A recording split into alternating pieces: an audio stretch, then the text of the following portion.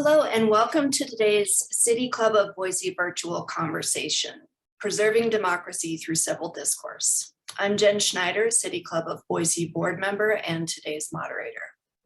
This program is being recorded and will be posted on our YouTube channel, and the audio will be provided to our media partner, Boise State Public Radio. City Club of Boise brings people together to explore community issues and hear diverse viewpoints by creating spaces where conversations happen. This is possible through the support of our members and sponsors, and for this, we say thank you.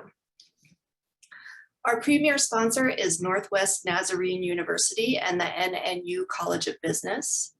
Our annual sponsor is the University of Idaho. We also receive support from our Forum Series sponsors, AARP Idaho, Bank of Idaho, Echelon Group, Micron, Optum Idaho, Pacific Source Health Plans, and Small Mine Development. City Club of Boise receives grant funding from the Idaho Humanities Council. Thanks also to our media partners, which include Boise State Public Radio, Idaho Statesman, and Idaho Public Television, and our university partners, Boise State University and NNU. We would like to acknowledge the ancestral, cultural, traditional, and unceded territory of the Shoshone, Bannock, and Northern Paiute people on which we are meeting today. In fall 2021, the Frank Church Institute partnered with Morning Consult to conduct a survey of 1,899 adults across 5 Western states, including Idaho, Montana, Nevada, Utah, and Wyoming. The interviews were conducted online, and the data were weighted to approximate a target sample of adults based on gender by age, educational attainment, race and ethnicity, and 2020 presidential vote choice, including not voting. Results from the full survey have a margin of error of plus or minus 5 percentage points. 400 adults in Idaho were surveyed, and that will be the focus of today's talk. Before we start, please remember to send in your questions for our speakers. Use the Q&A function of Zoom, or you can email Morgan at cityclubofboise.org and it will be provided to me. I'll do my best to present each question, but I may group similar inquiries together in the interest of time. Now on to our discussion. Let me introduce our speakers.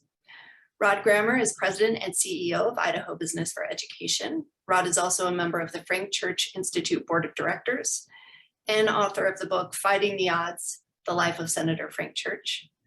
Vanessa Crossgrove-Fry is Associate Research Professor in the School of Public Service at Boise State University and Interim Director of the Idaho Policy Institute. Welcome to you both. With that, I'm going to turn things over to you and we'll get started. Great, thanks Jen for that generous introduction. Rod and I wanted to start today just acknowledging what is going on in Ukraine. It's a timely topic that we're talking about democracy today, and we just want to make sure to acknowledge that first and foremost, that many of us today have that on our mind. Rod, would you like to say anything else about that? Thank you, Vanessa, and thank you to the City Club for making this forum possible. Yes, you know, I think today is a very sad day for the world, for Europe, for the United States, and especially for the Ukrainian people. And I just think it shows how timely our subject is today, how fragile democracy really is, and in some ways, how fragile the world is right now. So this is a perfect time for us to be talking about the importance of democracy and some of the challenges we here in the United States have around our democracy. Great, thanks, Rod. I'm going to get started, and we've got some slides we'll show, and we'll talk about some data, and then Rod will provide some context to what we're talking about. As Jen said, this was a 5-state study, but we're really focusing on Idaho. There are a couple of slides where we will look at all of the states, but for the most part, we'll be speaking about Idaho.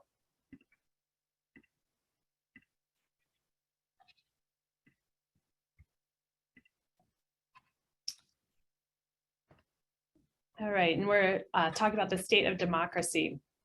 So here's kind of the contents of what we're going through. Really thinking, starting with the health of democracy and getting all the way down to finding common ground, which is something that's really important to Rod and I to address today. So as Jen mentioned, this is a poll we did back in the fall, And one of the very first questions we were curious to learn is if people felt, how they felt about the health of democracy in each of their states. And so we asked them both about how they felt about it in the United States and in their specific state. What you're seeing here is how Idahoans felt about Idaho and then the US as a whole. And so you can see that there's quite a few, a vast majority of people really are either very concerned or somewhat concerned about the health of democracy. So Vanessa, I think these numbers are significant because they show that people are very, very concerned. 75% of the people in Idaho are concerned about our democracy nationally, which is, I think, a real reflection of the mood of our state and our country right now. But I was also struck by the fact that nearly 50% of Idahoans are concerned about the democracy in our state. And that is something when almost half the people are concerned about democracy in Idaho. And I think that also tracks with a recent survey from Boise State, where I think it was 46% of Idahoans said that they were concerned about the direction of the state, and that had grown significantly since your previous survey. Yeah, that's correct. Our annual statewide survey had shown that has changed over the last couple of years. So another thing we were really interested in was why, what were they concerned about, or what were they concerned regarding each of these following items? And so we kind of highlighted at the top items that Idahoans identified around the spread of misinformation, money and politics, politically motivated violence. And as a reminder, this poll went out last fall, so this is after the insurrection that happened on January 6th in 2021, influence of elites, media, and polarization. So Rod, you want to provide some context for this? Yeah, I think the startling one is that spread of misinformation. When you can get 91% of people to agree on anything, that is a significant finding. And we're going to be talking a little bit later about this and who's to blame for that. Money in politics, I think, again, if you can get that many people, almost 6 out of, well, actually it's 85% concerned about money in politics. That means that's very much a bipartisan issue, Democrats, independents, and Republicans. And then the concern about politically motivated violence, and that's 88%, almost 9 out of 10 Idahoans. The influence of elites, we're going to come back to that because that shows up in some other data that we've got. Idahoans have always been pretty suspicious of elites. And finally, the political polarization in our country, 74% are concerned about that. And I think that obviously crosses across partisan lines too. So a lot of bad news out there, or bad feelings out there among Idahoans for these particular things. So the next section, we're going to talk about how Idahoans felt about representation in government. So government, kind of across levels of government. We're really curious as to how they felt about the proximity of government to their home. So local government versus more federal government, and then judges. And so we wanted to know which they thought acted in their best interest. And so you can see the local government, and this is what we found in our statewide survey this year too. People find a lot more trust in local government, feel that a local government is more connected to their needs and better to address their needs. And the further you kind of get away from home, so to speak, there's, the trust goes down. Yeah, Vanessa, I think this slide represents that historic sort of love-hate relationship that Idahoans have with the federal government in particular, and probably not love. There's always been this sort of tension in Idaho around the federal government, a lot of distrust among Idahoans, and a lot of that comes from the fact that we're 60+% of the land in Idaho is owned and controlled by federal government, federal agencies. So people in Idaho deal with those federal agencies all the time, BLM, Forest Service, and others. And it's kind of ironic in some ways because Idaho benefited from statehood with a lot of federal support. The other thing that's sort of ironic is that Idahoans love their public lands. They love to hunt and fish and hike and, on their federal lands. And so there's kind of this disconnect between their love of the federal lands, the public lands, and their feelings about the federal government. But I was also struck, and this is probably because there are Republican Party is dominant in Idaho, and Congress and the White House are currently controlled by a Democrat, that more than 60% of the people in Idaho don't have confidence that the president or Congress is working in their best interest. I would suspect that that would flip-flop if there was a Republican president and a Republican-controlled Congress. Those numbers would probably be lower. And as you pointed out, and it's reflected throughout the survey, there's more confidence in the state government, but especially in the local government. Local government comes out very strong in this survey. So as Rod mentioned, we were going to come back to elites. We really wanted to know that how people felt about the fairness that different groups were treated. So what level of fairness do we see across different groups when it comes to treatment by government? So again, we did look at federal, state, and local government here. And you can see that the majority of people really felt that elites were treated more fair than other groups. Yeah, I think this is interesting slide, Vanessa, because it shows the long time urban-rural divide in Idaho. There's this great saying, the great state of Ada, which I don't think is meant as a compliment. So you see that the elites, which is, the survey really doesn't define the elites, but I would assume that it means business leaders, maybe media people, maybe college educated people, I don't know. Idahoans feel like they get a better deal.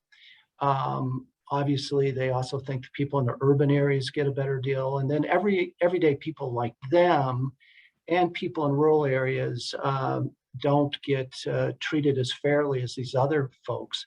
But what I also found interesting in this is that this feeling about elites is true both at the federal level, the state level, and the local level, and the same with people in urban areas. So this is one of those cases where even the local folks, the local government folks, don't fare so well in the view of Idahoans, but they do feel like the everyday people. They do feel like everyday people and rural people get treated better by the local government and the state government than by the federal government by a long margin.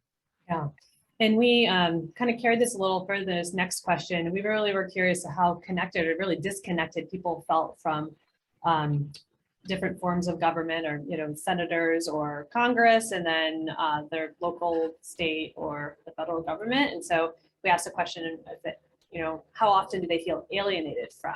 And again, we see this play out where the further someone is away, the more alienated they feel. And kind of this consistent theme that the federal government just feels really distant to them, but closer to their senators, right? Because they might know those people. They know who's representing them in the Senate. Or in Congress. Yeah, this is alienation is quite a strong word, and 75% of Idahoans feel alienated for the federal government for some of those reasons I talked about earlier. But 58% also feel alienated from the state government, and even 51% feel alienated from their local government. What I found really striking about this particular question slide is the question about your representatives in Congress. And in this case, the members of our congressional delegation have been in office for decades, except for Russ Fulcher, who's been in Congress just for a few years. But but when asked about their alienation from their own representatives in Congress, 66% of Idahoans said that they feel alienated from them.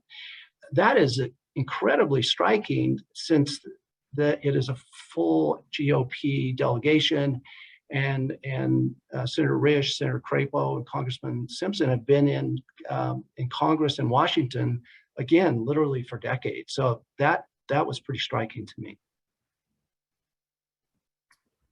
So we're going to move on to talk about media and misinformation. So we asked a question about how worried they were about each of the following. So misinformation and then misrepresentation of facts. So you can see there's a great amount of concern. And this is representative of the people in the state of Idaho, a great amount of concern in both these areas. Yeah, the media communication, the Idahoans seem to believe, and I think rightfully so, that our media is way off track. And that is, you've got 80% of Idahoans, more than 80%, saying that they're worried about misinformation and misrepresentation of facts. Historically, the media was their local newspaper that was run by their local citizens, then television. But then in the 80s, we started moving into 24-hour news.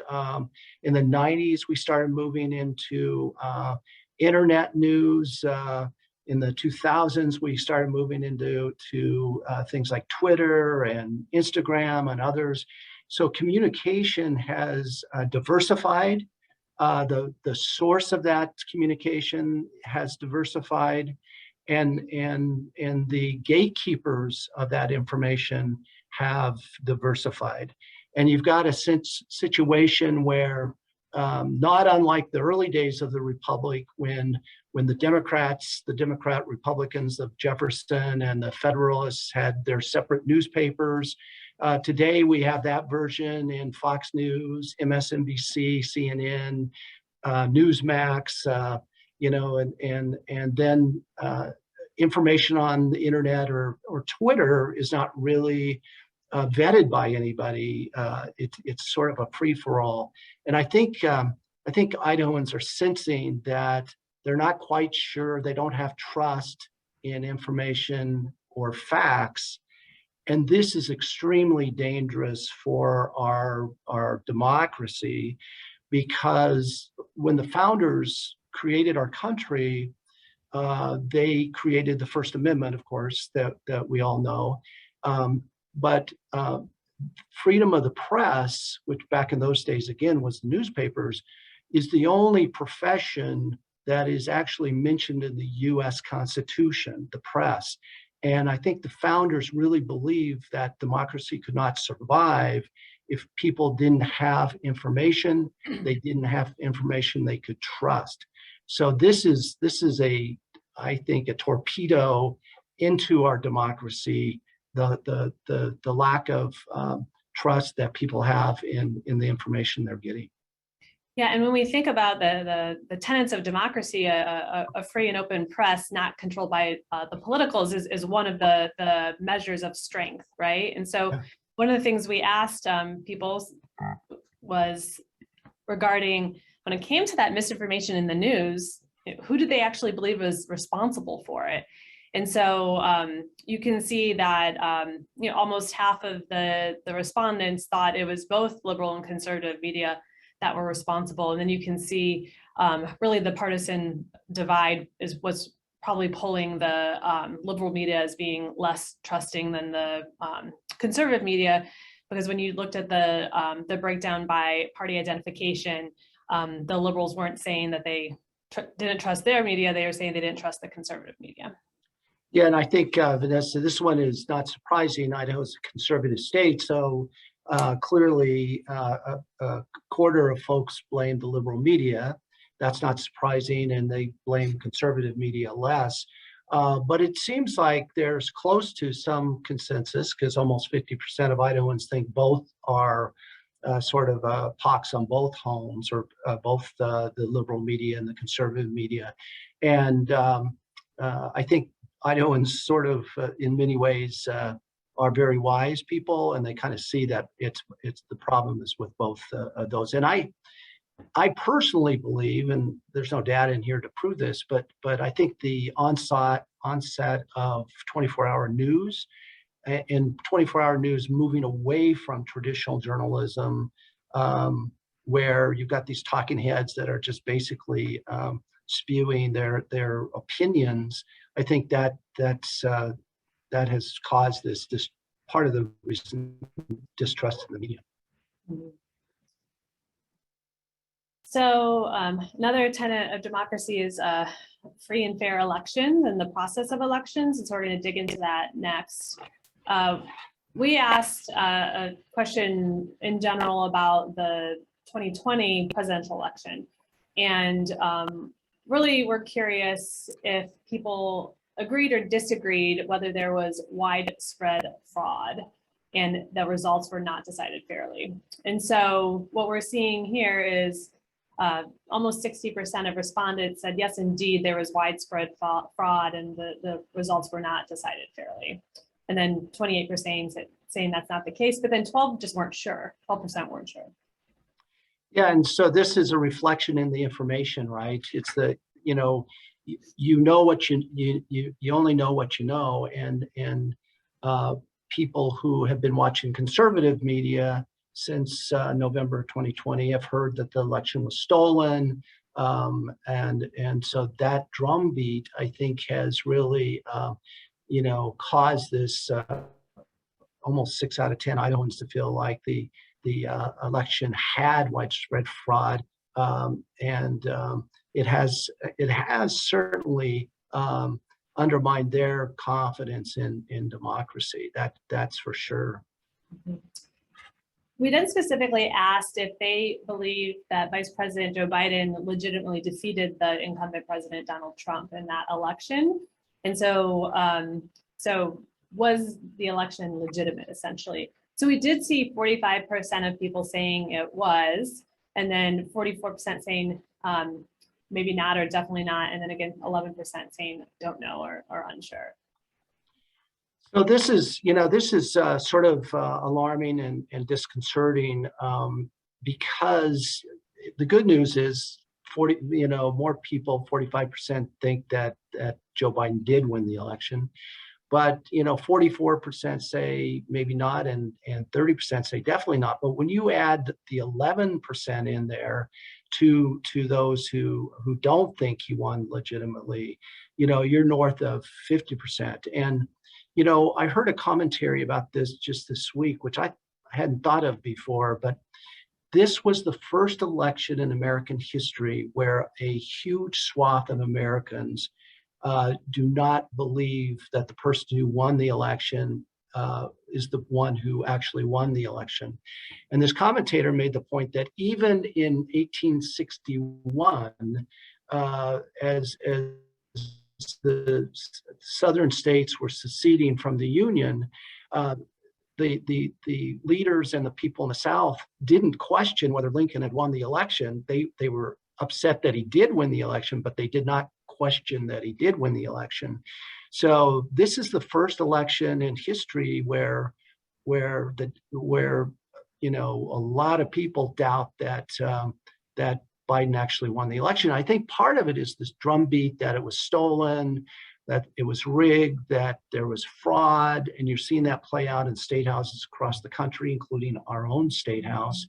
And precious few Republican leaders have spoken up and said, no, Joe Biden won the election. So when you've got that silence from the leadership of the party that lost the election, and you've got this drumbeat on Fox and drumbeat on Newsmax and others, then this is what you get. You get the fact that people do not believe in the results of the 2020 election, which is a historic sea change for our country. So going on to what people thought actually happened during the election. So we know that a lot of people thought that something wasn't legitimate. And so what were the pieces? And so we asked about people voting illegally, thinking the election was rigged, that for some reason people were discouraged or prevented from voting, and then there may have been a foreign interference with the election. So again, I look at this, and Rod can provide more content on it, but this is really concerning. What, people are really concerned about free and open elections. That is a really big threat to democracy. And I don't have context of what this looked like. This is the first time we've done this poll in these 5 states. So I don't know what this looked like in the 2016 election or, prior presidential elections, but, it was a pretty stark takeaway for me. Rod?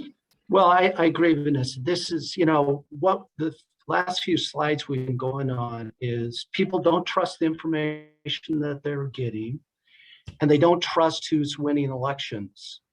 And frankly, if people don't trust the information they're getting and they don't trust elections, it is going to be very, very difficult for us to maintain a democracy here. We may have something that looks like democracy, but if large swaths of our population do not believe in the information, they don't believe in the outcome of elections for, in this case, the first time in history, then this can be a snowball that just slides down the hill and gets worse and worse. Because what happens next time when it's the Republican that wins the election? We are now setting the table where maybe the people who did not vote for the Republican winner had the same feeling. And then what happens to our democracy when maybe half the people in our country do not believe the person that was elected was legitimately elected? How can we survive as a democracy when that happens? And I think all of us as citizens need to pull back from the abyss and really understand that this is a significant threat to our way of life in this country. And us being the oldest democracy in the world and the strongest democracy in the world, the country where other fledgling democracies look to us for leadership and for stability, this is not only a threat to democracy in the United States, it is a threat to democracy in the world. And the alternative to democracy is what you're seeing in Russia right now. And if that's the alternative to democracy. And if that doesn't give us all pause today, especially on this day, and think about where our own country's going and our commitment to democracy, then I don't know what will wake us up and pull us back from the abyss if it's not what's happening in the country, in the world right now. Yeah, and I mean, violence, right? That's what we're seeing going on. There's people that are very upset, and we did ask that question about just in general. And this is one of the slides that we decided to show you the results from all 5 states and then collectively the states together. But we were just, when we got these results, we're really shocked to see that such a large percentage say that, and I should say that it's justified. So if they're saying it's not justified, what I'm kind of concentrating on those that said it was justified, and that came across to us as being a large percentage, right? So it's not the majority, but it's still in some cases, depending on the state you're looking in, a fifth of the people there. Yeah, Vanessa, the encouraging thing is 72% thought it was not justified. But then if you start looking at, breaking that down, 89% of Democrats clearly don't think it was justified. 80% of independents, which is a big group of people in the state of Idaho, by the way, but 57% of Republicans don't think it was justified. But that means 43% of Republicans think it was justified. And then when you look at whether it was justified, 15% say it probably was, and another 13% of Idahoans say they don't know, which is 28%. That's close to a third of the people in Idaho that kind of lean toward or appear to lean toward or don't know whether it was justified or not. That's pretty startling. Mm-hmm. Yeah, and this is Rod got into this slide a little bit here about specifically the violence on January 6th, right? And so the prior slide was really in general, is violence ever legitimate in a democracy. And I'll just go back that slide real quick. So as someone who's doing surveys quite a bit and looking at results, we see such high percentages of don't know or unsure. That's kind of concerning, because one of the things that might be the case is people really don't want to tie themselves to one of those two answers for one reason or another. They could also legitimately not know, but in a case with a question like this, that's kind of unlikely. It seems to be that people would know and maybe just don't want to say. We can't say that for sure, but that's something to pay attention to when you have such a large percentage in the don't know, unsure category. And that's what Rod was getting to here with the don't know, unsure regarding and these are just Idaho respondents in this slide. These are specifically regarding the violence that occurred on January 6, 2021. Yeah, I mean, sorry to get ahead of you, Vanessa, but this is what I was referring to. There's, when asked about the January 6th, clearly the good news is that most Idahoans, don't think it is justified. But boy, you got 12 saying it was probably, and 3% saying definitely, and then you got another 13% saying they didn't know. And I believe when people, this is one of the things where, it's easy to take a position. It's either you think it was or it wasn't. But I think 13% kind of reflects that, well, we think it probably was, but we don't want to really say so to a pollster. So there's been a lot of commentary about it. After January 6th, are we going to see this again? Is this something that we're going to see in the future or see more often? And we really wanted to ask the respondents about that. And so again, this is a slide where we showed all the states to just give a comparison to where Idaho sits with these. But the majority of adults did say, across the states that future violence is very likely. Yeah, and that's alarming, because that's a very pessimistic view, probably a very accurate view, that we could see the similar violence, in other parts of the country. And clearly, we're seeing a sea change in our country around civility, around differences, respecting people's differences. We're seeing that right here in Idaho over the last couple of years. And we're, in a sense, we're becoming a meaner, more incivil society. And even here in Idaho, we've always prided ourselves in Idaho about being, welcoming to people, nice to people. But even a lot of Idahoans think that we're headed for more violence. That's discouraging. So we just went over some disturbing information regarding the security of democracy. And one of the things we really wanted to do when we looked at these results is to identify places of hope, right? So this can be really discouraging if we just look at those numbers, but where are places that we feel that we can find common ground? And so one of the places we looked is, do we think that it's difficult for Americans to interact with one another, even if they have different viewpoints? And so people do think it's difficult, right? And that's that polarization that we're seeing. We're seeing in the media, we're seeing it during protests.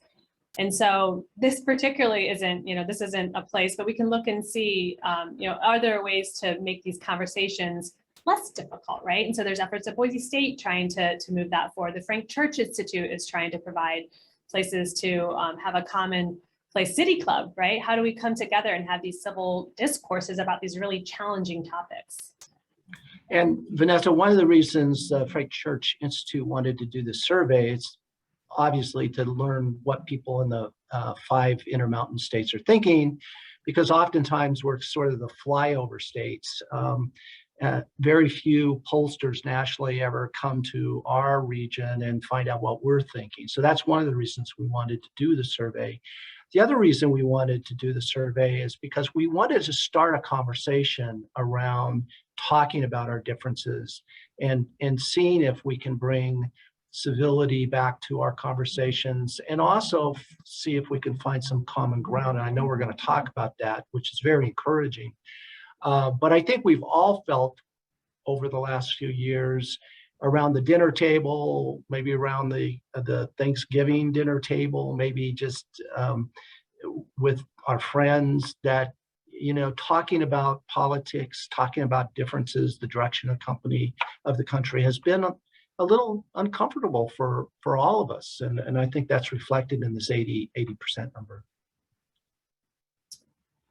So, so another piece that we thought, oh, maybe we could find some hope in answering this question was when individuals that responded, they're thinking about what they want out of an elected official, which of these types of attributes are more important to them.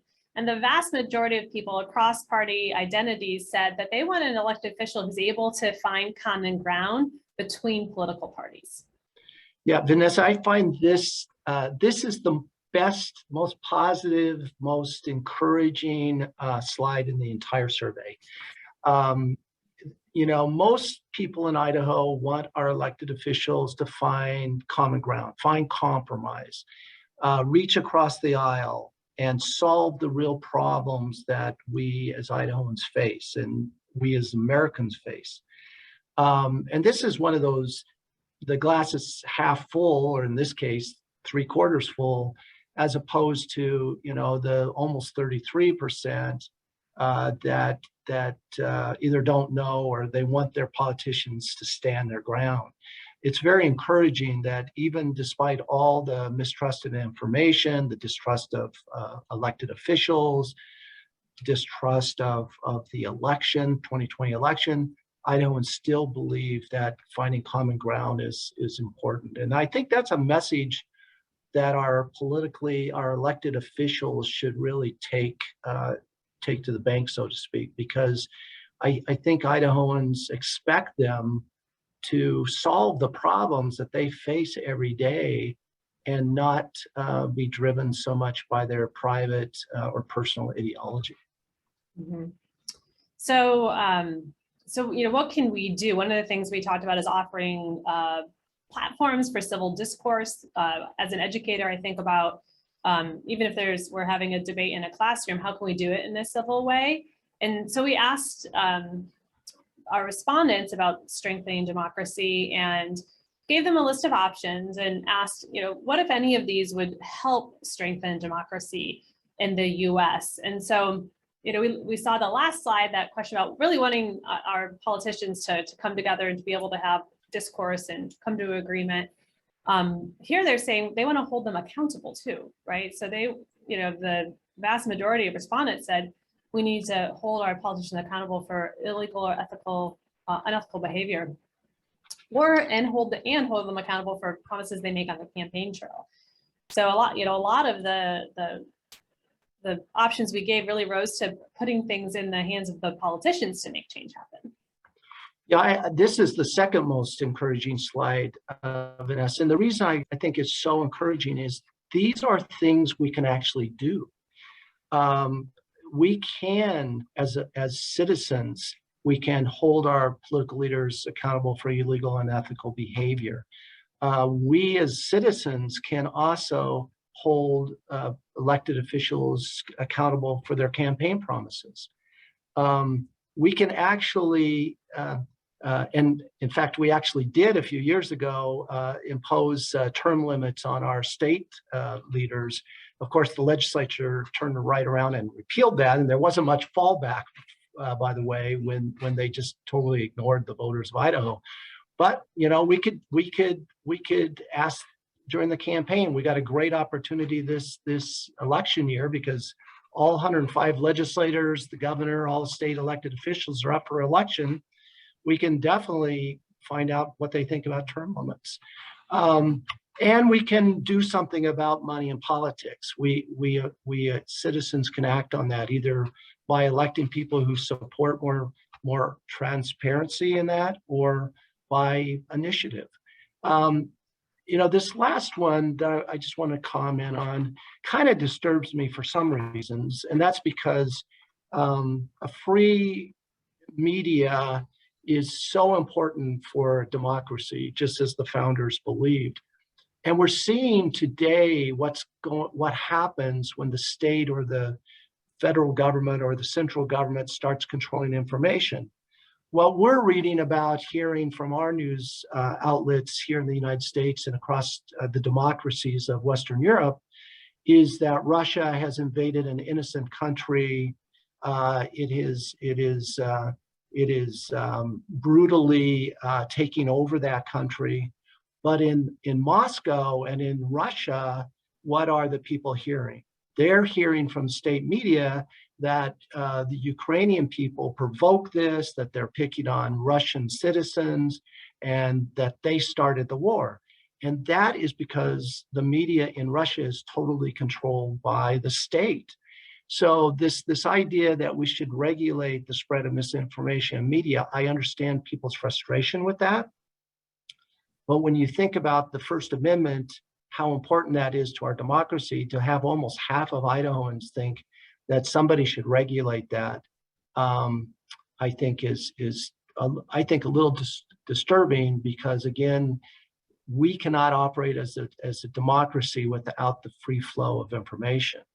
I also understand that things like Twitter, Instagram, and others, social media, are not regulated. And I think there are steps we can take to regulate that by bringing certain editorial standards to those platforms. And I also think that we need to hold the media accountable for the misinformation that's intentionally spread. But I'd hate to see us have the state, the federal government, start regulating our information, because that's a slippery slope toward what's going on in Russia right now. Mm-hmm. Rod and Vanessa, we have a number of good questions that have come in. Would now be a good time maybe to transition to some of those? Yeah, this was our last slide, so it's perfect. Wonderful. So I'm going to go ahead and stop sharing. Go. Great. Well, thanks so much to both of you for presenting on some of that. One of the, I think a couple of questions are intending to get at this, so I'm going to try to explain it, which is that the bulk of your presentation really focused on the survey results and on sort of helping us understand some of the politicization and polarization, maybe some of the fragility of democracy when we compare to historical understandings of that. And yet the forum today has the term civil discourse in it, and you sort of ended by talking about civil discourse. I think some people are seeing a disconnect between these two things. Can you talk about the connection between the polarization that we're seeing, or the distrust in institutions and democracy, and the notion of civil discourse as a response? Do you want to tackle that, Vanessa? Or well, I can start, but I know that you can dig into it more, Rod. So when we think about when we have these different, I mean, I think about my kids when they're fighting, about something, could be very important to both of them. They both think they're right? How can I get them to just have a conversation and find that common ground, right? That's not just between kids, it's between me and a colleague, it's between different parties in the state house, right? And this is like the next survey I want to do. I really don't think we're that different, right? If we really ask people about their core values, they care about family, they want a strong economy, right? How do we find that common ground first and build trust, and then talk about these challenging topics? Right now, we're just bouncing into things that are really polarizing, but we need to find a way to connect with one another. Go ahead, Rod. Yeah, I think that, life is about relationships. If you think about where you work, if you think about your family, if you think about your friendships, it's all about how strong are those relationships? How strong is that trust with your spouse or with your friends or whatever? And what we've got in our country is a breakdown of trust fundamentally. And everybody knows that without trust, no organization, no society, nothing can function well if people don't trust each other. And so it really comes back to relationships. The problem, and I think it's a problem both as citizens, but especially a problem with our elected officials. There was a time in Washington, D.C. when US senators would stay in Washington, D.C. instead of hitting the circuit to raise money. And on weekends, you'd have a Republican senator and a Democratic senator. They'd have one or the other over to their house. Their kids would play together. They'd have a barbecue, and they'd talk to each other. And if you break bread with people and you get to know them personally and their families personally, all on Saturday, it's really hard to demonize that person on Monday. And what we've got in the United States right now is where one party is demonizing the other. It's not about differences of opinion or philosophy on a policy. It is literally a scorched earth approach toward destroying this person or this party. And that's not the way it's always been in American politics. Just this week, I was interviewing former Governor Dan Evans of Washington State. And I was talking about his relationship with Cecil Andrus and Governor McCall of Oregon. And I'm just going to use this as an example. So Governor McCall was a Republican. Governor Evans was a Republican. And Cecil Andrus was a Democrat. And yet they were all personal friends. They liked each other. They considered each other friends. They were always talking to each other on the phone about different issues that faced our region. They met regularly and talked about those issues. And then this is the most remarkable thing in the world to me. When Cecil Andrus was running for his second term in 1974, Tom McCall, a sitting Republican governor, came to Idaho for Cecil Andrus's announcement and endorsed him for governor of Idaho. A Republican sitting governor came to Idaho and endorsed the Democrat for governor.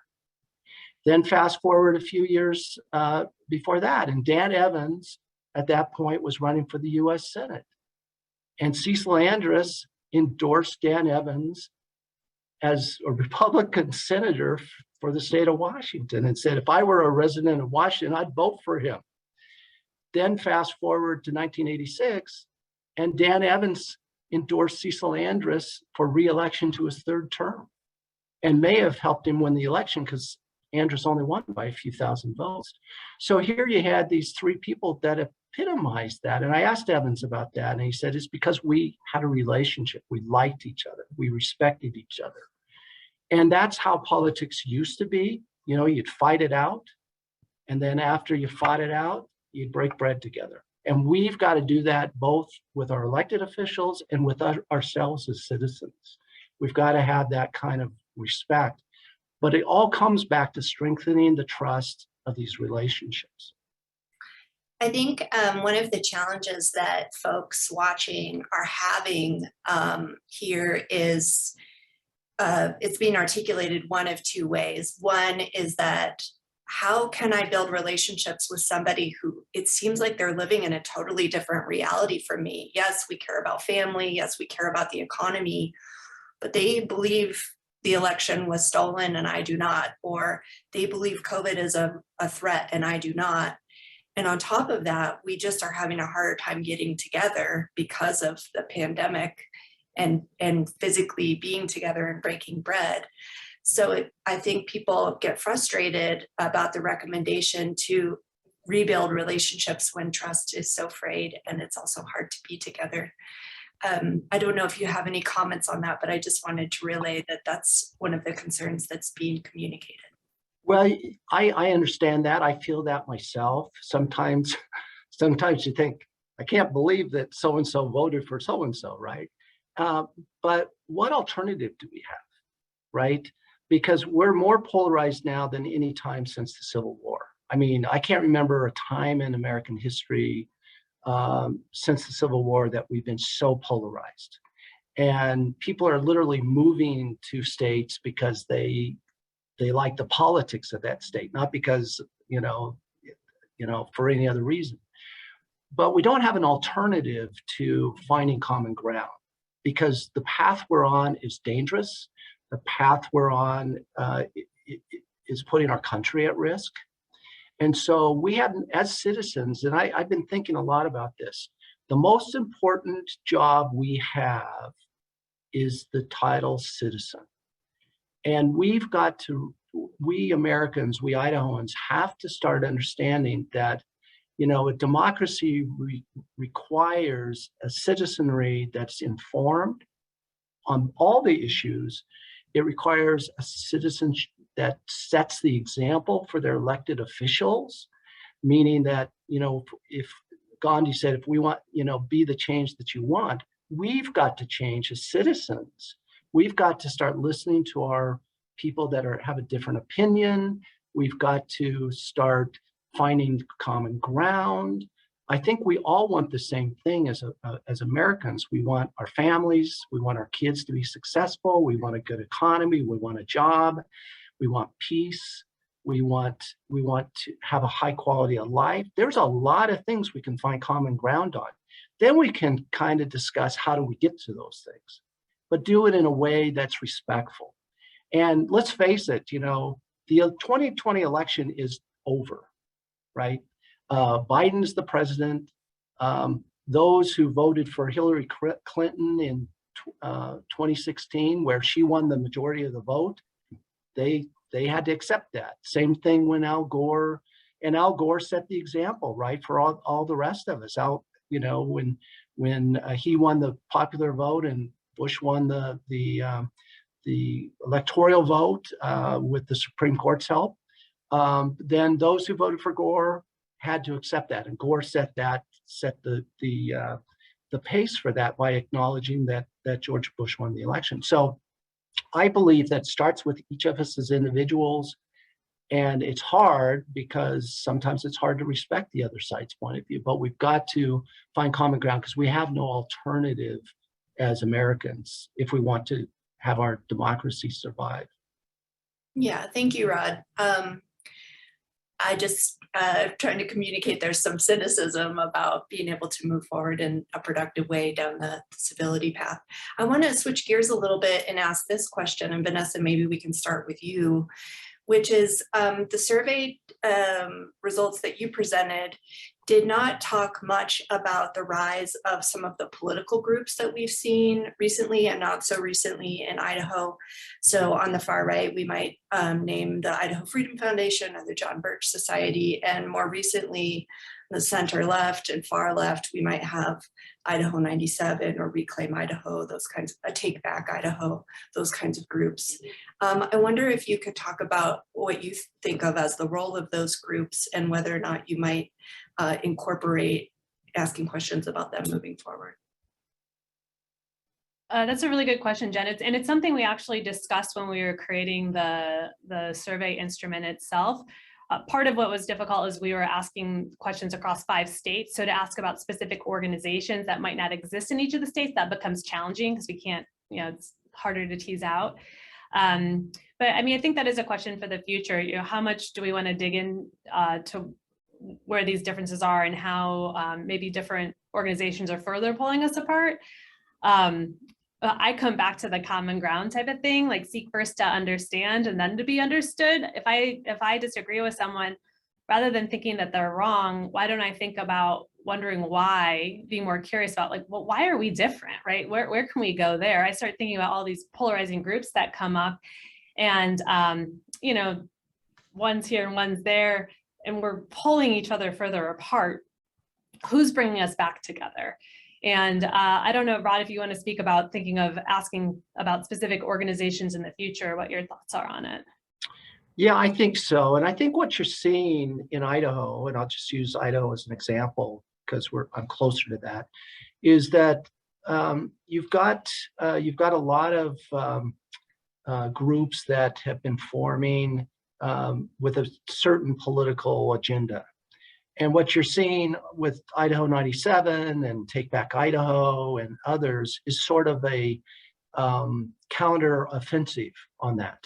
And we are arguing in Idaho about some very, very important things. And I'm just going to use education, for example. You got both out-of-state interests and in-state interests that are trying to privatize our K through 12 education system. which I believe is unconstitutional in the Idaho Constitution. And then on the other side, you've got groups, including my own, that are resisting that move toward privatization because we don't believe it's good for Idaho, don't believe it's good for the public education system, and fundamentally, we think it's unconstitutional. You know, we've got to argue those things out, both at the ballot box and the campaign trail, and because it's very doubtful that Rod Grammer is going to find common ground with Wayne Hoffman on his view of abolishing the public education system. You know, that's almost a non-starter right there, right? And so there are important issues that we have to fight about and debate, and we have to go to the ballot box and vote for people who, you know, are we going to privatize the schools, or are we going to strengthen our public education system? Are we going to strengthen our higher education system, or are we going to weaken it? Those are important decisions, and we need to fight it out. We need to argue that. We need to debate that. We need to make that central in our election campaigns. But once we decide that at the ballot box, whichever side does that, we've got to accept that, because the next time it might be something that we win the battle for. So I'm not trying to be Pollyannish about, oh, let's all get together and sing Kumbaya, because I'm in the arena where I am, you know, fighting for what we believe. So I'm not saying that you compromise principles. I'm not saying you compromise the law or the Constitution, but where possible, let's try to find some common ground. You know, we want all kids to read proficiently by 4th grade. That ought to be something we can all agree on. So then let's figure out how to do that. Well, I want to pose to you a question that comes from some high school students who are watching today. It's a great question, and it really builds on what you just said, Rod, and Vanessa's nodding. She likes it too. Here's what they said. The majority of Idahoans did not feel, according to your survey, that more education was the solution to strengthening democracy. We as students, Gen Z, see it as the most important. How do you feel about that discrepancy, and how can students get involved in encouraging people to see education as a key to depolarization? Well, I'll talk that. I feel passionate that education is the key for a person's success in life. And education, our founders of Idaho wrote in the Constitution that to protect what they called a Republican form of government, and that meant small r, not capital R, that we needed to have a thorough, uniform, free public education system. And so I think the students are right on. I think the only hope that we've got for democracy in our country is through education. And it is very discouraging when that's not the top thing on the list. And and I think part of that is that, you know, education is getting beaten up in our country and in Idaho. Our teachers are getting beaten up, I think, unfairly, and our professors unfairly. So I think there's unfortunately, education, which has always been sacred in our country, it's always been like motherhood and apple pie, has become politicized. And some people want it to be politicized because they don't support public schools. So I agree with the students 100%. We've got to use education as a way to find common ground, solve our problems in our country. I wouldn't be doing this job with Idaho Business for Education if I didn't believe that education was central to the future of our democracy and central to the future of our state. And thank goodness we got these really great young people in our state. Yeah, and specifically what we asked about was education about civics education. So if you think about the distrust in government, part might be people just don't understand it. How does it function? If you don't understand how a body works, your trust in that body is going to be decreased. And so introducing civic education so people understand, how does the electoral system work? What is democracy, right? And I think it's really important that we teach that across the spectrum of schools, specifically about civics. How does government work? right? And then we can build more trust in it when people understand how it functions. I think there's been too much focus in our country, understandably, on STEM. STEM, fastest growing jobs are in STEM. We badly need scientists and mathematicians. So I understand the focus on STEM, but I think what we've forgotten is, again, our most important job is citizenship. And that if we don't have great civics in our schools, if we don't have great history in our schools, if we're not teaching history, how can we understand where we're going as a country if we don't understand where we've been? And I just think that we've got to start focusing more and more on civics, teaching about 3 branches of government, and teaching about the history of our country, good and bad, by the way, because we're not perfect. Our country's not perfect, but it's not totally imperfect either. So we got to make sure that our history is accurate. And but history and civics, we've got to bring that back in the schools, or again, our democracy is not going to be thriving, because again, a democracy relies on citizens who are informed, who are engaged, and can make wise decisions. Well, we're at time. I want to thank you both so much for your enlightening and careful presentation today, and for your comments and interpretation as well. You've been watching a City Club of Boise conversation. Thank you for joining us today, and we'll see you at our next event.